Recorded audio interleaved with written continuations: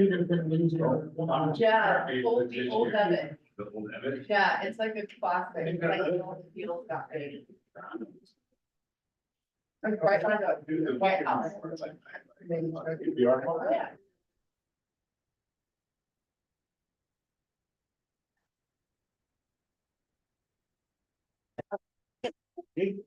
Yeah.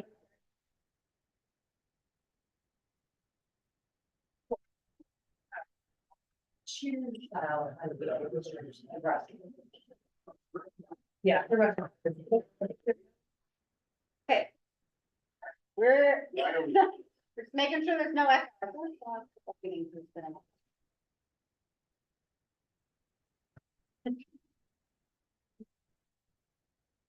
Yeah, I'm testing out the technology.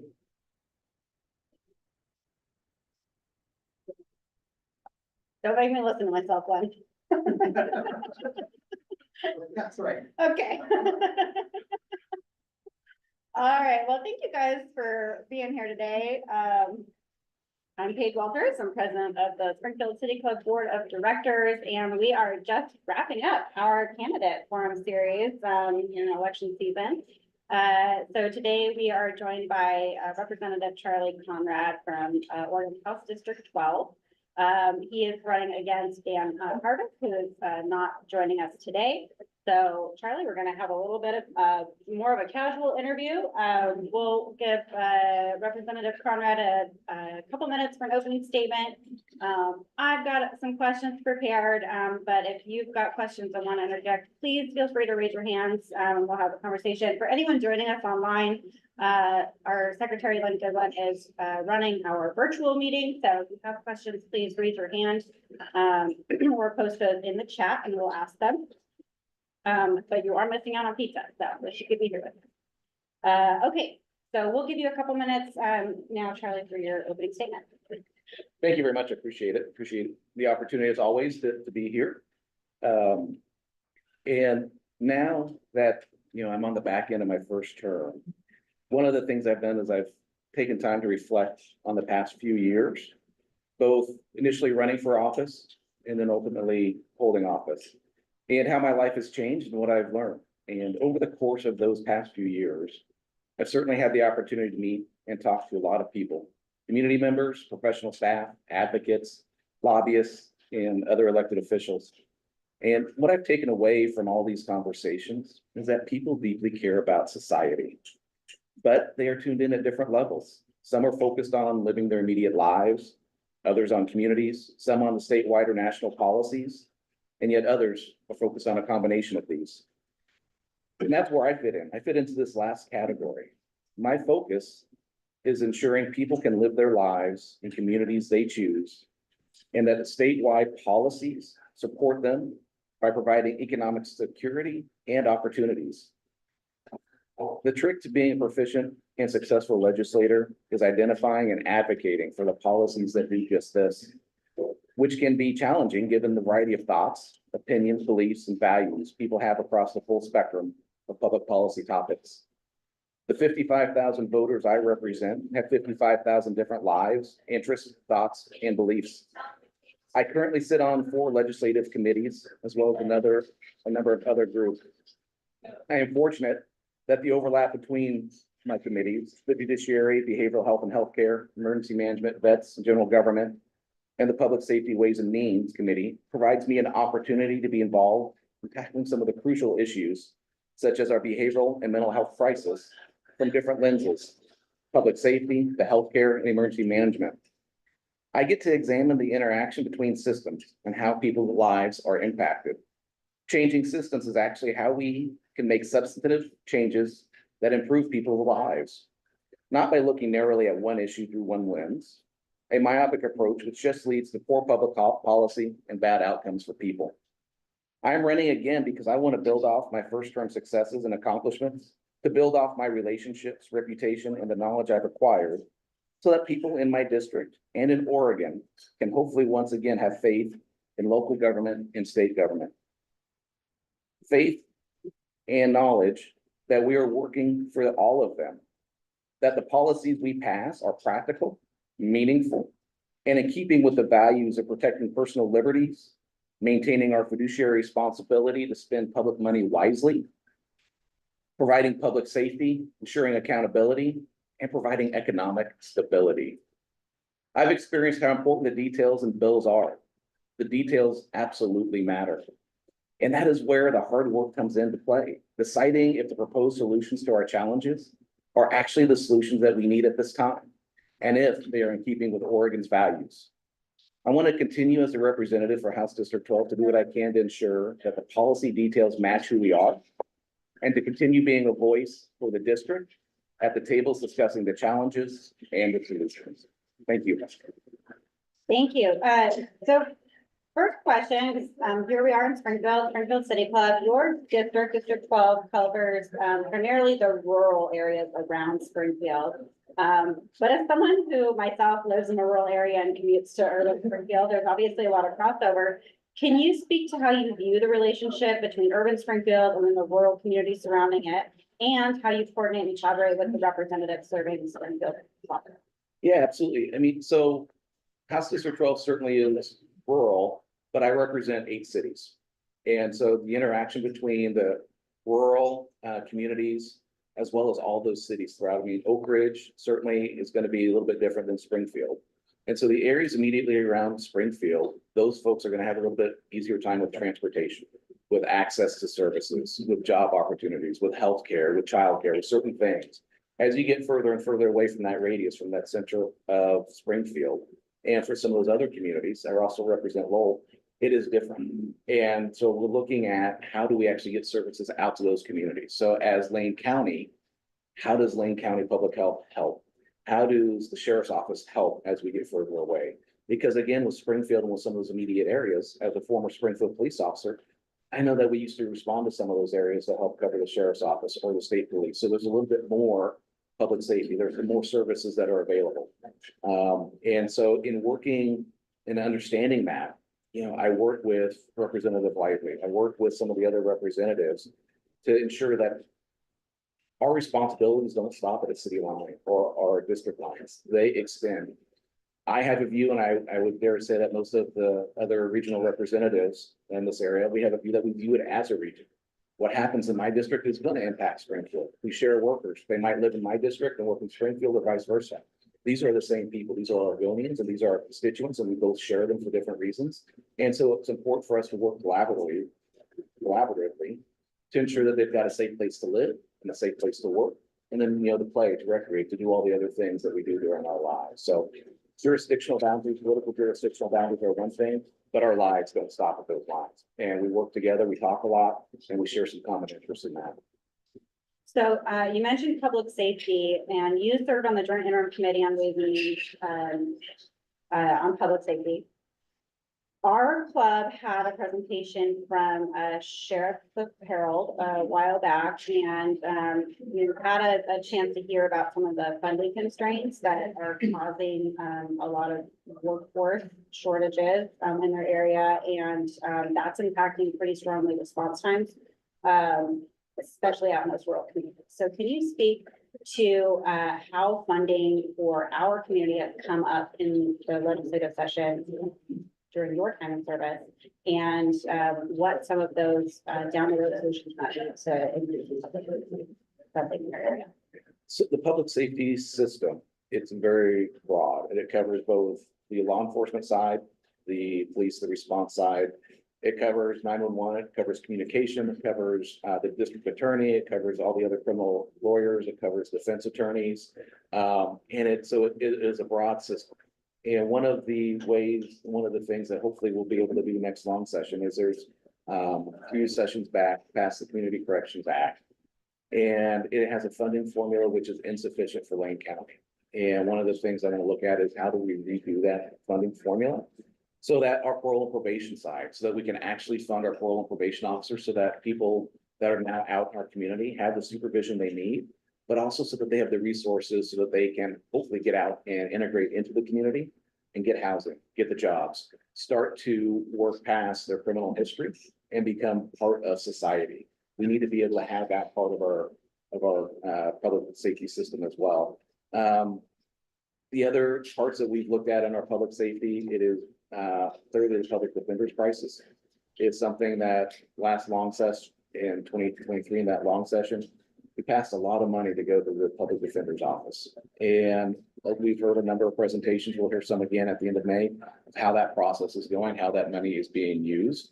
And some of the solutions that have come forward and that are going on is that now the state has employees that are public defenders. It's not all just consultant, and it's all not just going through nonprofits or consortiums. So hopefully that will help relieve some of that burden so that we can actually get people processed through that criminal justice system. So that we don't have people that are sitting in jail that don't have attorneys. That's just creates a backlog. And again, people's rights, we need to adhere to our laws. We are a nation of laws and we need to adhere to them and try to process them as best we can. There is a lot of conversation, particularly in the rural areas, about how are we actually going to fund the sheriff's office? What can we do different with that? And I have not heard a viable solution to how we can actually get more money to the sheriff's department. I live in Dexter and, I don't ever see a sheriff's deputy unless they're one of my neighbors. And so I know my response time is going to be very different. So in the very rural areas where we have response times that are, 45 minutes, we have to do things a little bit differently. We have to come together as neighbors and as a community and watch out for each other and protect each other. So that public safety system, there's a lot of money that needs to go into it. And it's going to be an ongoing conversation, particularly with the passage of 4002, the policy side of recriminalizing it as we go through deflection, as we go figure out what does it conditional discharge look like, how many people are actually going to be convicted. We need to build that back in behavioral and mental health system. And that's just going to be an ongoing, conversation to ensure that we can fund it, but that we fund it and we get that return on investment, that we actually improve people's lives, that we can actually get them through their addiction and get them back integrated to society. I mean, these are our family, our friends, our neighbors. We need to help them. And that's going to take a lot of ongoing investment to do that. Do you anticipate 4002 coming back for conversation in the long session, or do you think that that's going to take some time to implement before we see it come back to the legislature? If I remember the timeline correctly, 4002 becomes effective in September, and that's when a lot of the deflection programs from the various counties that are going to be doing it will be enacted. And so the legislative responsibility at this time, as I see it, it's oversight. It's looking at, okay, what are the counties doing? What are the counties doing differently? And are there some different templates that can be used for different size counties, different conditions, different public safety conditions, and to be able to monitor that. So again, it's how's that money being used effectively, and are we actually achieving those outcomes? Our mental health and behavioral health system, aside from the public safety side, they haven't invested in it in decades. And so now by combining those two systems, it's going to take investment on both sides. And so sitting on the Behavioral Health and Healthcare Committee as well, with judiciary, I get to see both sides of that, and I get to work on both sides, both trying to get people healthy, but also holding people accountable and trying to get them healthy at the same time. With all the people that are victims of the crimes, we need to ensure that we have victims' rights, that we have victims' restitution, and that they are also taken care of. But so much, we still do have not enough cells. And looking at, okay, how do we hold people that need to be helped? We have the aid and assist problem at the state hospital where people are being determined unable to assist in their own defense, which is creating a backlog in jails. It's creating a backlog in our court system. And we're trying to roll out some of those resources to our community partners, but they also need funding. So there are a lot of moving pieces and parts. And you just can't focus on one. You've got to look at the interaction for all of them so that we can invest our limited resources and target it so that we actually get those outcomes. Looking ahead to the 2025 legislative session, what are your priority issues that you want brought up? One of the big issues, one of my focuses, it is on the behavioral health and mental health system, particularly with youth. And we made some investments. We did some things on the monetary side. In addition to 4002, we made some investments into some shovel-ready projects. We also invested into some programs, relief nursery, nurse family partnerships. So looking at, okay, are there any other opportunities, any other programmatic opportunities that we can invest early on so that hopefully we can prevent addiction and mental health crises further down the road? We've got a problem now that we have to deal with, a challenge now that we have to deal with. How can we not make it worse? And so investing earlier on in our youth is one of the areas that I'll certainly be looking at. The other one is transportation is going to be a huge topic of conversation. So again, with my support from my local communities and all the cities I represent, I've been talking to them and asking them, what transportation projects do you have? What are your needs?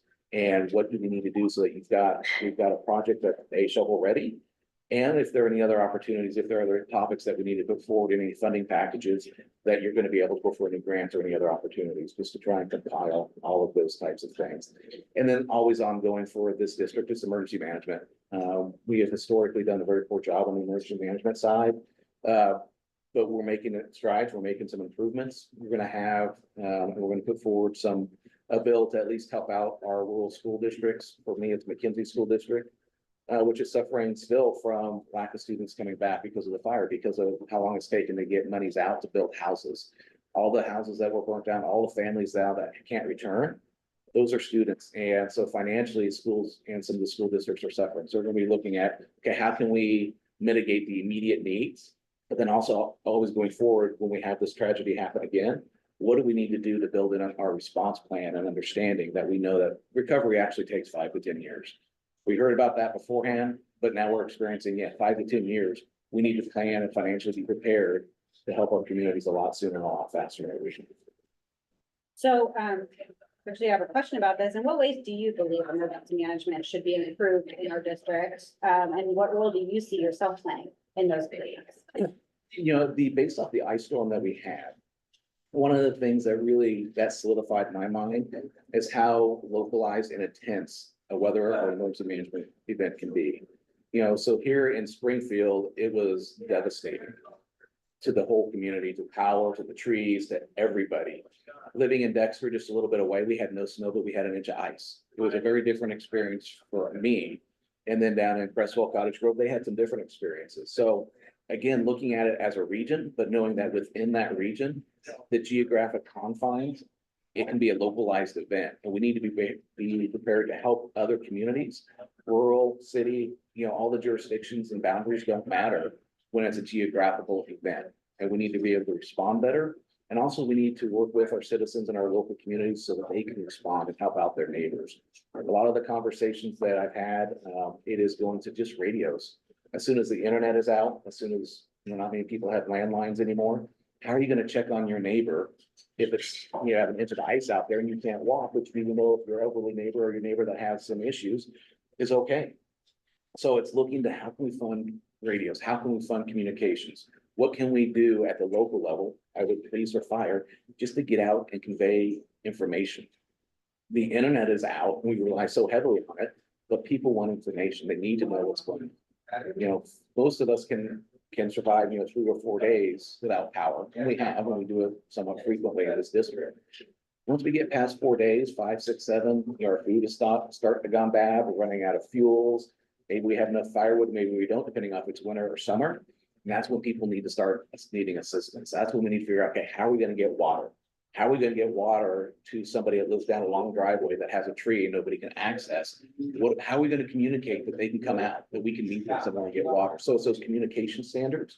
And all that is gonna really be working at the local level, because each of those jurisdictions, rural, city, all the different cities are gonna have different needs, different resources, and different capacities. And it's working at the Lane County level to the emergency management level, so that we're all integrated. Emergency management is always communication, it's always the linchpin.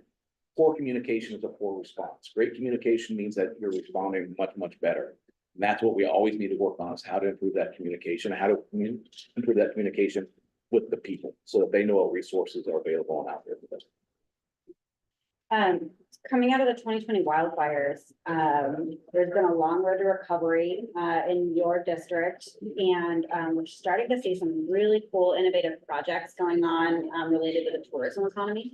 Can you talk about how that's bouncing back and what you're doing at a state level to support small businesses and job growth in that sector?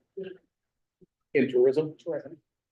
There are the tourism in the district, Oak Ridge has done quite a bit with bicycles and mountain biking.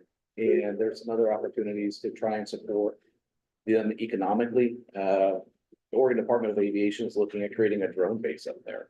And that drone base would have drones, but also have a technician school, and it'll help that economy. And the federal government is looking at actually trying to get some resources and that as well. So that would certainly bolster Oak Ridge, but also, all that translates into helping that tourism side of things. The other thing, more of a local tourism, it is, the McKinsey, by the McKinsey Community Center, it burned down. Recently, they had get rid of them. But that's another way for the community to come together, particularly, with, how long the McKinsey Valley is, how rural it is. A place for them to come together, to have weddings, to have events, to have music things. All that brings in money, but it also brings in community spirit as well. So there have been a number of other those types of things. Again, the McKinsey River, one of the things that really is pristine about it, and it's the river rafting. To ensure that that river stays pristine, to ensure that that economy survives. And one of the things, with emergency management that we really realize is that as a state, we don't have great resources for businesses that are lost. It is very difficult to rebuild a small community, particularly in an unincorporated area, when somebody loses their business. And that impact is on tourism, because if you're a tourist, you want to go float to McKinsey, where are you going to buy your water? Where are you going to go to lunch? What else are you going to do? What could you do that you used to be able to do, but now you can't? And so it really kind of depresses the ability for that. As beautiful as McKinsey is, we need to do a much better job supporting our businesses that are lost during emergency management disasters. So those are just a few. Statewide business advocacy groups have stated that the regulatory environment in Oregon is going to be a priority for them during the 2025 session. So what do you believe the legislature's role is in addressing changes to our regulatory system? And where do you feel Oregon has done well or fallen short when it comes to our regulatory environment? What I hear from business owners, it is too much regulation. It's the overregulation side.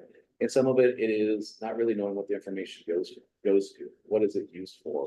One of the issues that has come up recently is in the agricultural sector, with OSHA going out and doing spot checks for on agriculture on the overtime laws. And for a business owner to stop, all of a sudden have to go through all the financial records, all the payroll records, all the accounting records at a spur of a moment, when they have a job to do, when they have employees to supervise, when they're running a business. Those are the kind of things that we need to detail. If there's an issue, if there's a complaint, then absolutely we need to be able to step in there and do something. But some of the other ways that businesses are interrupted, that's what we need to constrain and curtail. And some of the things that, when I talk to business owners, I don't hear a whole lot of things that we really do well on the regulatory side. The other thing, we have so many agencies, and some of the businesses, depending on what you have. If you have a convenience store, and if you also sell fuel, you got different agencies that you have to adhere to and respond to, and they want different things. They might want audits, they might want some of the same information, but they have different forms. We have so much duplication, but we don't have one common central form. And I hear about this both in the private business side, but also on the nonprofit side. There's just way too much. If you have to report on the nonprofit side, the OHA and DHS, the same information, but on two different forms, it just adds so much administrative burden. So instead of being able to run your business, instead of being able to actually meet with your clients or your customers and do the things that you need to do, you're in the back office doing administrative work. And that's just spending time and money and effort that you don't have. So trying to figure out how we can curtail that, and just being cognizant going forward of the rules that we put down on paper and how they're going to be operationalized. We do, a lot of our bills have broad structure, but then we rely on the agencies to go through that rulemaking process.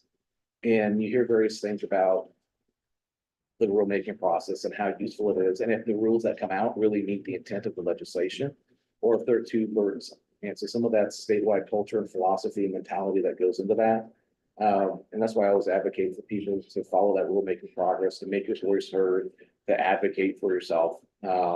Because it is important all the way, not just in the legislative process, but also that rulemaking and how that legislation is going to be operationalized. Thank you. So let's talk about education for a minute. What is the role of the legislature in ensuring that Oregon has a robust public school system? Robust public. School system. That's one of the fundamental responsibilities of the state. Is to make sure that we have education.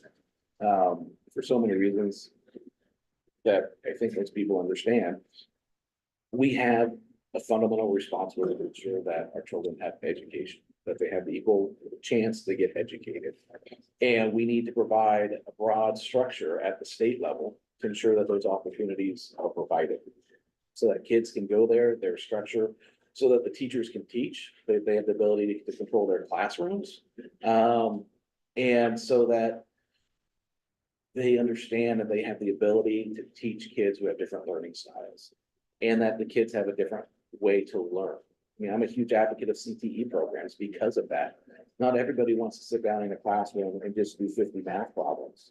That bores some kids. Some kids thrive on it. They love that challenge, and that's what they're gonna go on, and that's gonna be part of their life. Other ones don't. Others want to take a little bit of information and then turn that into something tangible. Whether it's figuring out something on a computer or robotics, or doing something in the ag sector and figuring out how much fertilizer to put down, or doing something with auto body repair or welding. There are different ways to use that information, and we need to provide that structure so that teachers can do that, so that kids can actually learn. Because the whole goal is that once they reach and graduate from high school, that they have a fundamental education to either go on and enter the workforce, to go on and get additional education, or a combination of the two. But that's where we need to get, and I think we have failed quite a bit with our literacy rates or horrible, or graduation rates are horrible. And now a lot of what's coming out of the papers are the absentee rate. It's huge. We don't have kids that go to school. You know, coming from, you know, I went to high school in California and you go to school 6 periods a day. Okay, let's do that. Let's get kids in school. The fact, and this is one of my complaints, you know, I've got a son, he graduated a few years ago. How can you take electives early on in your high school career so that you only go to 2 classes in your senior year? All that time is being wasted of being a senior in high school. What could they have been learning? What could they have skills that they've been developing? That now there's nothing there. Our education philosophy in Oregon has been, in my opinion, poor for such a long time. We need to come up and we need a paradigm shift to go back and focus on teaching kids in a structured environment in a way that they can learn and adapt so that they're better when they come out, that they're in a better spot. And I think all the stats that we have right now show that. And we need to do a much better job in terms of actually putting policies down and letting the teachers and supporting them to control their classrooms and teach, use their skill set and develop our kids so that, you know, they come out and 12 years after they enter school, that they're in a better spot. And they have opportunities. That's all it's about, is opportunities and a good life afterwards. So funding is clearly a tool that the legislature has in regards to the public school system. But what other levers or relationships can you leverage with ODE to find solutions to some of those challenges that you mentioned? So one of the other aspects is just the mental health of our kids. Oregon is horrible, and we're the worst in the country when it comes to having a high level of kids that have mental health issues, depression issues, and the lowest rate of actually being able to deliver services. And that impacts the schools. That impacts the ability to learn. If kids aren't able to focus on it because they've got other things in their lives that are impacting them, it's not going to help out. And that's one of the areas that really we need to be able to work with our teachers on so they can identify that. One of the other aspects, we've had a couple discussions on in a long session, but school-based health centers. So how can we help kids in a closer proximity get to counseling, get to mental health, get some of the help that they need, and then get back to school? How can we get those things so they actually relate to each other? And that we have a much better learning environment overall. The kids are getting the help and support they need. There are a lot of studies out there, tests, those quite a few about the interaction, particularly for some of our high-risk youth, about just having a little bit more positive interaction with an adult versus a negative interaction. How much that helps their mental health, how much that helps their optimism, their outlook. It gives them hope. And some of the kids come from very difficult family circumstances, economic circumstances, neighborhoods, all throughout the state. So just having a coach, a teacher, a counselor, some other adult in their life that they relate to that is a positive influence can have a significant impact over the lifespan of somebody and really help them out. And then, you know, help them out through their generations. You know, one of the other groups that's out there that I support, it is Friends of Our Children. And they help a narrow band of really high-risk kids by getting them mentors. So that it is a very intensive program, but they starts with, you know, age 5, I think is when they first start. But they get a mentor all throughout their school career to help them with the social emotional learning. So that they hopefully are better. And so the fact that we have some of these mentorship programs out there and to invest in that, That's what we need to be. We need to be looking at some of these programs, which are proven successful. And before I move on from education, I want to revisit, career technical education, which mentioned was, a priority of yours. How do you feel that the state has done in funding CTE programs in our rural school districts? Because I know that those tend to be the most expensive programs to run, but often have the best outcomes for students. You know, I think we've done okay with that, and I say that because we have CTE programs that tend to grow, and they tend to expand, and we have some of the rural school districts that are able to add some of those programs. There are certainly some administrative barriers and things that we can do differently with teaching certificates. You know, if we had one of the ideas that's I've heard proposed recently is that have an adjunct teaching certificate. So somebody that's been a career doing X makes it easier for them to get into the classroom and start sharing those skill sets with the kids so that, you know, we don't have more administrative burdens. Some of the other programs, I recently went up to the Career Technical Education Center in Salem. And they actually have a behavioral health and mental health pathway. That is wonderful. It's the first year that they've got that for their juniors and seniors in the Salem area. But they're going to come out with a much better understanding, and they're going to come out with the ability at a lower level to at least be able to help and to assist. So to be able to fund some of these programs as public school districts, certainly the urban areas have more. But we really have to look at, and as we go through and have conversations about school funding and the QEM model, the per head model, and how we pay per head per student and then adjust it based off of, you know, some other needs, some other dimensions. We need to look at what do we need to do to fully fund CTE? What do we need to do to make sure that we have opportunities, and how do we do it so that if Crestwell has one program, but I've got somebody that lives in Lowell, is there a way that we can connect that student to that CTE program? What does that actually look like in the rural areas where we have transportation and distance issues? How do we do a better job of that so that we've got those opportunities? Thank you.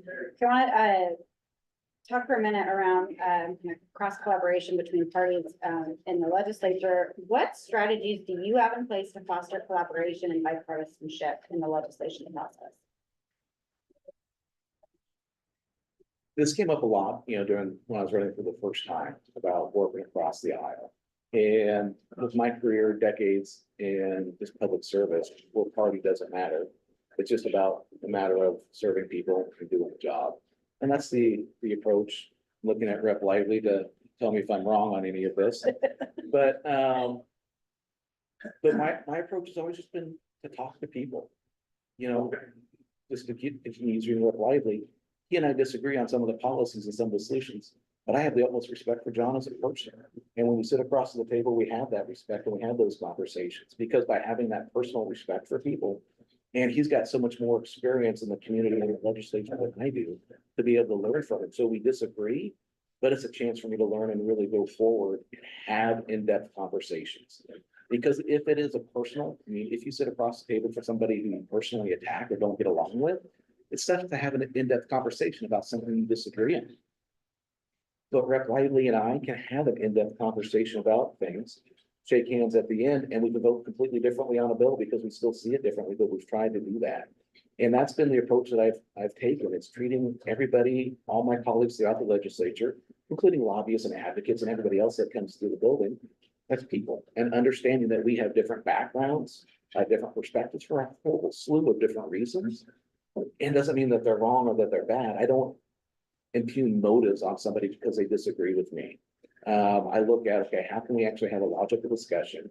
And I try as best I can to go through that, you know, our discussion and put it rationally and logically to figure out, okay, where do we have that common ground? What can we agree on?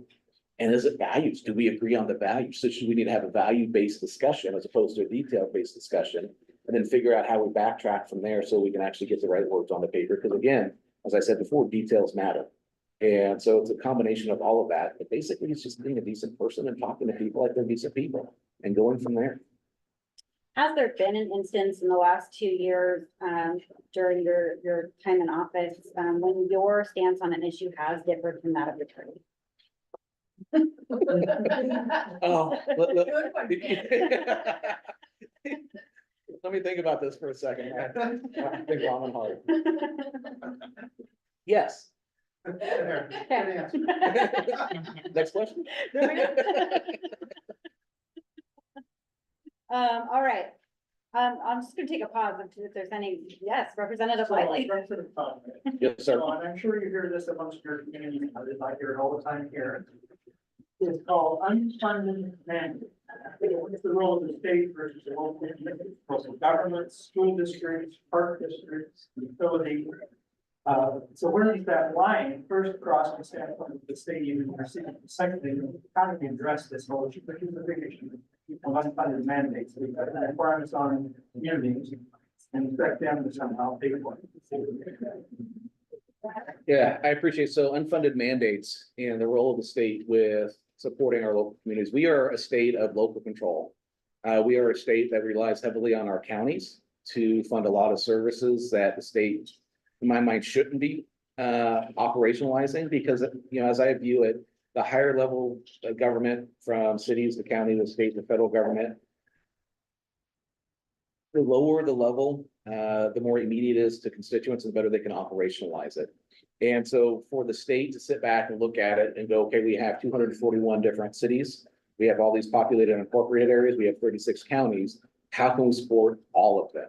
And it's, again, providing a broader structure and then relying on those smaller communities to let us know, okay, this is what we need to actually put this into place to serve our constituents, because this is what they want. And it's always that balance. You know, Oregon doesn't want a sales tax. We probably won't ever have a sales tax, at least in the next 500 years. So it's that balance of property taxes going to local government and measures 5 and 50 and all the constraints that are on that, versus the income tax going to the state. So either way, people are paying for it. It's money coming out of their pocket. And it's our responsibility to figure out how to use it wisely. And it's our responsibility to listen to the citizens and to have them tell us, how do they want us to use that? And in looking at all the cities, it's relying on the city councils, it's relying on the county commissioners to tell us, this is what our citizens want. And they want their income tax to pay for this versus their property tax to pay for this. And that it is that important that we go ahead and that we do that. And sometimes the state has ability to leverage more federal funds than a local community might with grants. And there's, you know, economies of scale and a bunch of different things that come into that. But the state's responsibility is to listen to those local communities, provide broad structure that all the communities have those opportunities for the grants, for the funding. And that we have that access, but it actually meets the people's needs, and we need to listen to our local community. So I forget the exact percentage, it's 2% or 0.2%, which is an unfunded mandate. And that, you know, it is really going to be that balance of listening to those communities. When we talk about transportation, one of the things that I've heard a lot, it's the condition of the pavement in communities, cities, particularly some of those, my smaller cities like Cottage Grove and Crestville. They can't repave all of their cities with new blacktop every year.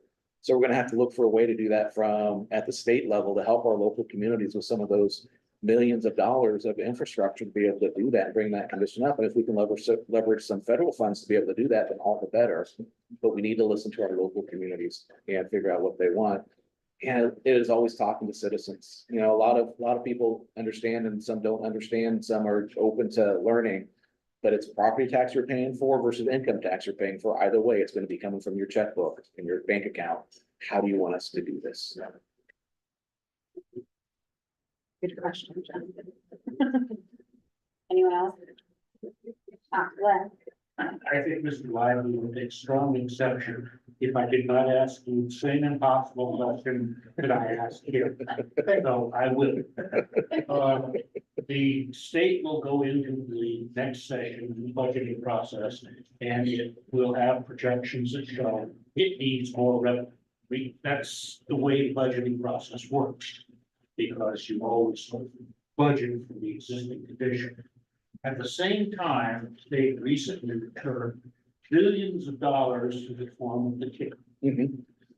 Why does the legislature not simply project revenue at a level that is actually what reasonably could be expected, and then put money in a reserve so that when the revenue comes in better, there's money sitting there, and when the revenue doesn't come in, there's just a reserve.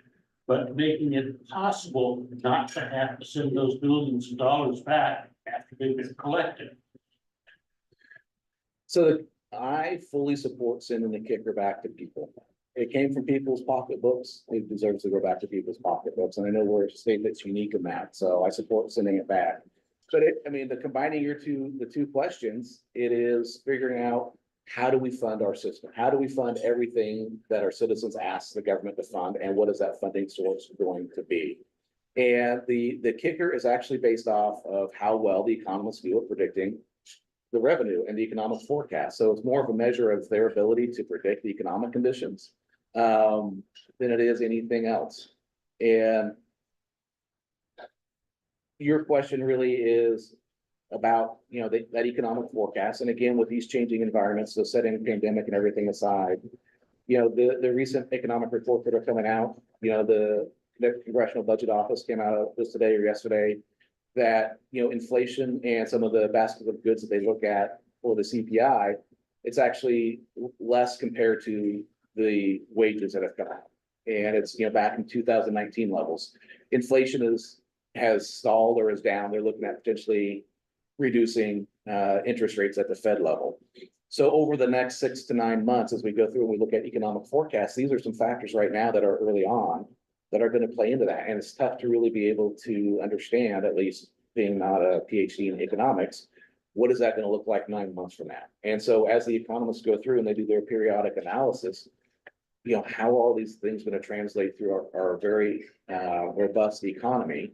What is that going to look like in the agriculture sector versus everything that we've done in the semiconductor? We've put a lot of money into the semiconductor sector, but there are some layoffs in the semiconductor sector. What does that actually look like? How does that factor into the economic analysis? And so the complexity of trying to pinpoint this and be within, I think it was like 2%. Anything over that 2% is good. What goes into the kicker? It is a difficult thing. And I would beg to differ that, yes, the state always says we need more money. But we need to look at, are we using the money that we have effectively? Look at all these millions of dollars that we send out to various programs, various things. Are they getting that return on investment? And if we're going to add one more thing, and I'll tell you, the legislature is part of the problem. Every session, we have hundreds and hundreds of great new ideas and bills and things that cost money that we send out the door. We don't take anything away.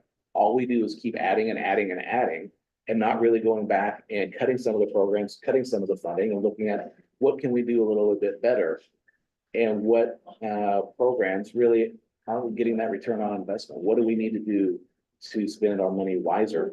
Because again, I want money to be in the pockets of the people that made it, but fully understand that we have all these services, everything that we needed to fund, both the state and the local level. So it's, it is a very difficult, complex question because of economics, and it's pinpointing, how are we going to do, 9 months from now? How are we going to do 6 months from now? And given all these variabilities and what's going to happen with this ever-changing economic, I mean, the tariffs that we just put on EVs, what is that going to look like for our semiconductor factories? I have no idea. Does anybody at this point in time have an understanding of all the semiconductor work that we do in the state of Oregon? Now that we have 100% or will have 100% tariff on Chinese EVs, is that going to be an impact? What does that look like as it trickles through that very complex system? So some of those areas that we're funding very heavily, where do you think it deserves more accountability and oversight by the legislature? Which sectors? Is it education, healthcare? Right now, because I'm behavioral health and the healthcare committee, that is the area that I've been focusing more on. Here in the region, Optum just purchased Oregon Medical Group, and that regionally, and this again, talked about collaboration. I mean, as a regional delegation, we came together with all the other reps, Rick Nathanson in particular, that tackled some of the issues that came up from the merger. So the mergers and acquisitions in the healthcare sector is going to need a lot of oversight. I am somebody that I really support, foster a free economy and competition. But when it comes to healthcare, you need to have that be regulated. You can't have competition for people's lives and their healthcare. Because they are the ones that are going to suffer and benefit. Companies that are beholden, like some of these massive vertically integrated companies like United Health, that are beholden to year-over-year revenues, and the shareholders aren't worried about how long it takes you on a waiting list to get to see your primary care provider, or that you just got kicked off because you're an Oregon Medical Group and the work environment now sucks and the doctor left. Now you're on another, 3, 4, 6 month waiting list to try to get to a provider for your ongoing medical needs, and having to go to urgent care, which is going to be more expensive in the meantime, just to get some basic health care. And, the merger and acquisition that's being proposed between Kroger and Albertsons, OHA is looking at it because of the pharmacies. And again, that will reduce competition. We've already seen in the 2 sessions that I've been there, pharmacy benefit managers and the impact that they have had. We have throughout the state at least 40 independent pharmacies that close every year. And particularly in the rural area, that means that now there's a business that is closed, pharmacy. They actually operate on very small margins in the rural and independent areas. That means with that being closed, all those patients now have to concentrate into another pharmacy, so longer wait lines, lower margins for that pharmacy, because a lot of prescriptions that we get are actually losses or losers for the pharmacy, and they have to travel farther to get it. That's what we're going to start facing with our clinics. And then how does that impact Oak Ridge when they just got Orchid Medical Clinic? If somebody buys out Orchid, reduces their staff, now Orchid, and then Orchid also up in McKenzie Valley, they're going to have reduced staff, lack of services, shorter hours. That's going to impact everybody's health. That's going to impact the vibrancy and the economy of our local rural communities. And that's the area that needs the most regulation. We've got to figure out how to get that right. And Rep Bowman put forward House Bill 4130 last session. I didn't think the words on the page just got it right. I absolutely support his concept. I love what he's doing and I support him in that. It ended up dying on the Senate side, but he's got a work group going and we're talking about it again. But we need to get this issue resolved because it's going to impact all of us now and in the future if we don't have it. It's how do we fight against and push back against the large vertically integrated corporations, and that we can foster competition here, and but also to be able to support all of our rural providers, our clinics, doctors that have invested in their practices. These are their livelihoods, their retirement. How do we protect their ability to be able to sell, to be able to operate their businesses, but also protect the patient side? And that's a very fine line. There's going to be a lot of conversation. We're going to have to work on trying to get that right. So that's the one sector I'd say that we need the most focused regulation and attention on. Great, thank you. Yeah, I was wondering, Charlie, you mentioned, it's actually before we started about recreational liability and issues with that and talking about a 1-year extension. Can you go into that a little bit more? What you kind of hope to see come out of that? Yeah, so talking about recreational immunity, statewide, we've had recreational immunity for quite some time. And what that does is that provides protection for local recreation providers and private landowners, so that people that can recreate on their lands, if there's no charge or if there's a minimal parking fee, so that protects them. So if somebody twists their ankle, protects them from getting sued, so that they don't have to have that constant update and intensive management. And in Oregon, recreation is who we are: hunting, fishing, biking, mountain biking, everything. It's part of our ethos. So the recreational immunity, there was a court case that came out of Newport where somebody slipped on a icy bridge, injured herself, and the judge, essentially his ruling, basically upended our recreational immunity throughout the state. In my opinion, it was an example of a very poor judicial decision. And this last session, we passed the bill. We didn't get it quite right because of the complexity of it and because some of the groups and the advocates for it. So what we ended up doing was essentially just doing a minor tweak and a fix and extended it so that we solved the protections through this interim period, but that we're gonna have to come back in a long session and hopefully fix it long term. And so all of the counties, all the cities, all the special districts like Lama Lane, even the big private timber owners are gonna be impacted. I reached out, as we're having these conversations to one of our big private timber owners locally, and was told, yeah, if there's no recreational immunity, we're gonna close our lands to all hunting and fishing. That would be devastating to, again, getting back to our tourism, to our economy, and to who we are, to have that. And so we're gonna have to be able to protect recreational immunity. If we can get it back to where it was, great. If we have to move off of it a little bit, but essentially it's gonna be going against the Oregon Trial Lawyers. We got a powerful organization that upended, something that we as Oregonians hold really dear. And we're going to have to get legislation down. And it's going to be a policy and it's going to be a values discussion as well of what are we actually going to do and how are we going to protect what we hold dear. And it's going to impact because, if risk goes up for all of our local governments and entities, it's expensive. And because all the insurance companies are going to be raising the rates and some recreation areas are going to be closed. And it's going to be important if that actually happens. Representative, thank you for being here. It's very nice to see you, and I just want to say that while I can't vote for you because I don't live in the district, I was proud to have to vote to support your candidacy, on a PAC board that I serve on, so. Thank you. So thank you. My question is kind of more low key, but I'm curious, you came into the legislature as a freshman and you've now served, a term or close to one.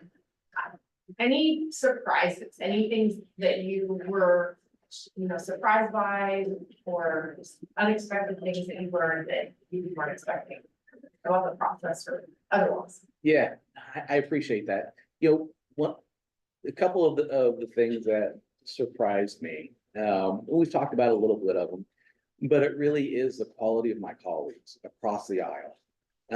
Going into, particularly nationally, and this is one of the reasons why I originally ran, it's how divisive we are nationally, of the demagoguery out there, of the hatred, of everything that's out there. And so coming in, as a Republican, I wasn't sure what the environment was gonna be like. What are my relationships really gonna be? What is the value of a caucus?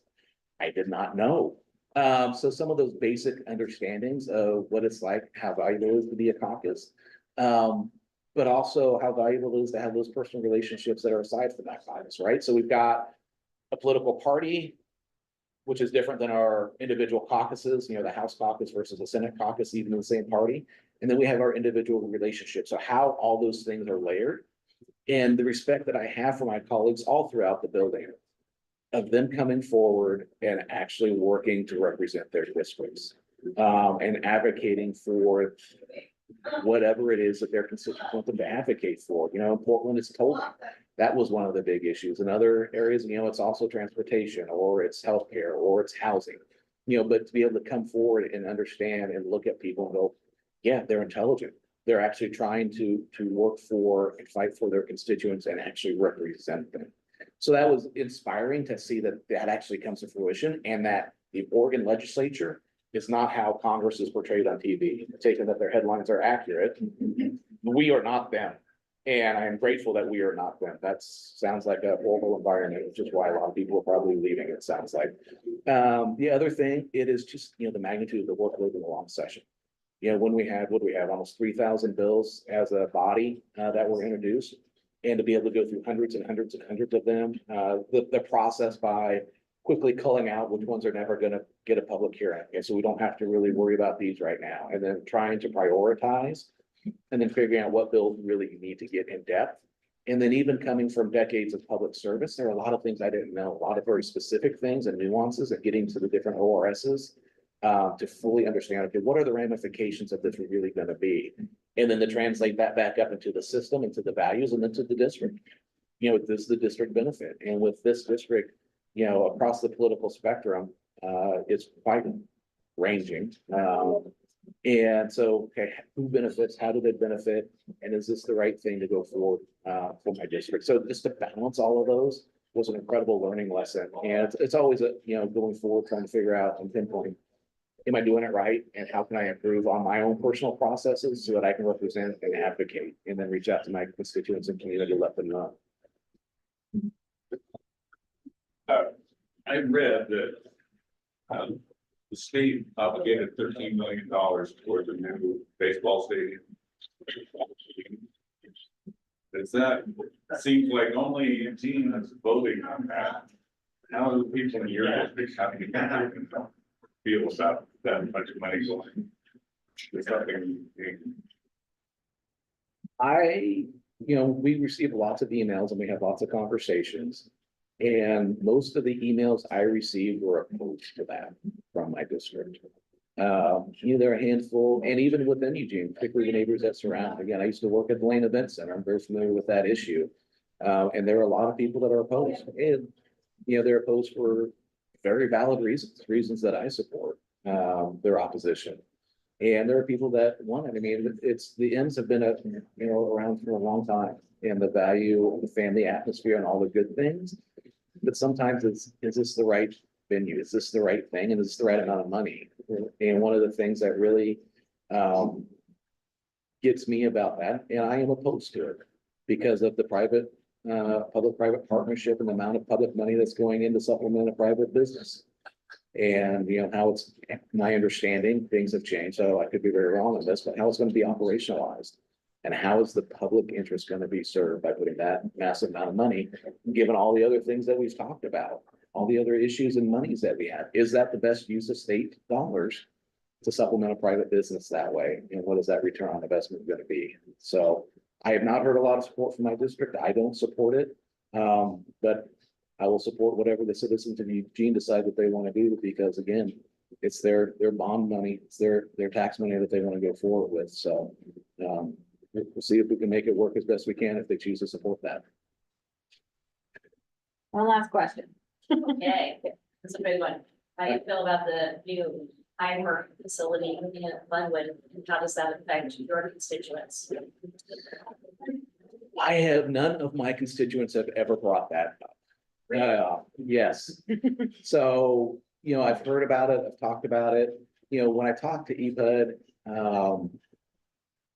because EPUD also, you know, pulls some of the methane gas from there. And there's some competition between those two facilities and how that's gonna look. But that is not on topic of conversation. I'm not sure if anybody in my district, other than the industry professionals, even know that it's going in. Okay, I'm gonna end us on a fun question and then we'll let you do your closing remarks. What makes your district great? What makes you super proud to serve them? I love that question. Yeah, I love my district. I've lived out there 20+ years. I love the rural aspect of it. I love the geography of it. I love the variety of it. The people out there are great people. I've had the chance to talk to so many wonderful people, as I talked about earlier. And what we bring to the state, in that my district itself is a microcosm of the state, right? I represent parts of Eugene, which is one of the largest cities in the state, with a wide variety of interests and impact on the state in a number of areas. I represent very small communities, Lowell, that have wonderful people in there, and they live in Lowell for a reason. They want their privacy, they want the beauty, they want, you know, different things. Same thing with Cottage Grove and Oak Ridge and West Fir. So this is the wide ranging part of it. The fact that I get agricultural farms, I get cities, I get larger cities. I get people like myself that live on just a handful of acres. We get the tourism, you know, Dexter Lake has a lot of tourism. They have, I think they're gonna have the Pac-12 rowing championships. They've got a lot of other events up there. They've got boat races. You know, Oak Ridge again has all of the mountain biking.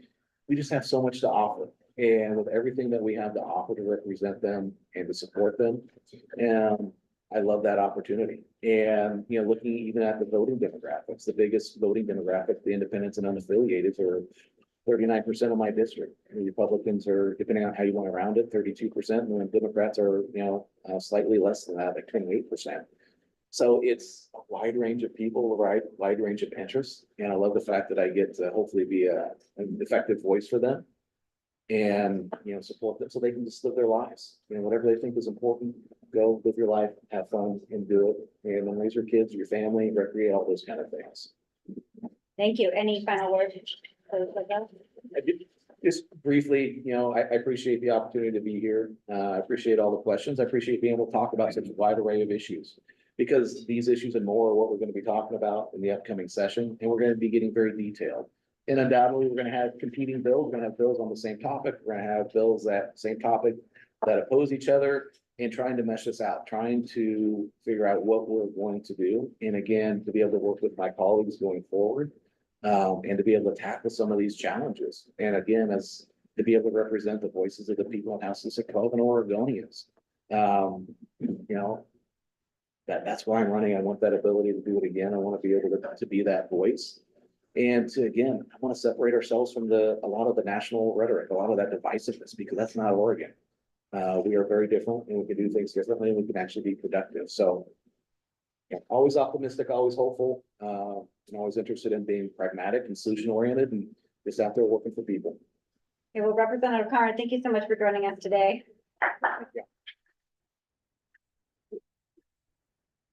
And we will see the rest of you back here the first Wednesday in June.